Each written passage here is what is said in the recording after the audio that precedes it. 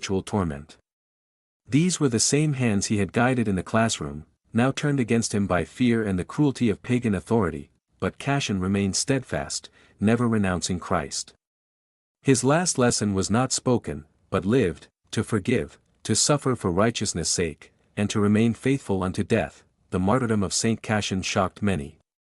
Though the persecutors thought they were mocking the Christian faith, they instead elevated a humble teacher to sainthood. Christians in Imola quickly began to venerate his memory.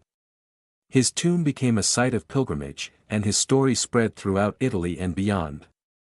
By the 5th century, churches were being dedicated in his name. Even Saint Peter Chrysologus, Bishop of Ravenna, praised Cassian in his sermons, calling him a model of Christian endurance.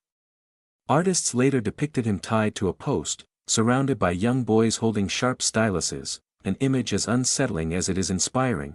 Cassian's feast day is celebrated on August 13th, and he is regarded as the patron saint of schoolteachers, students, and stenographers. What can we learn from the life and death of Saint Cassian? His story challenges our ideas of vocation, courage, and suffering. He didn't die on the battlefield or in a public square, but in the place where he had spent his life teaching, turning even his classroom into a place of witness. He reminds us that holiness is not limited to the pulpit or the altar. Sanctity can be found in the everyday work of a faithful Christian, even in a classroom. Cassian also teaches us about forgiveness.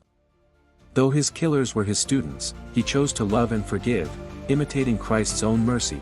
In a world that often devalues education, patience, and sacrifice, Cassian stands as a martyr of truth, a saint for teachers, and a witness for all of us who strive to live the gospel in ordinary ways. Saint Cassian, teacher and martyr, pray for all those who teach, for all who suffer unjustly, and for us, that we may endure, forgive, and remain faithful until the end.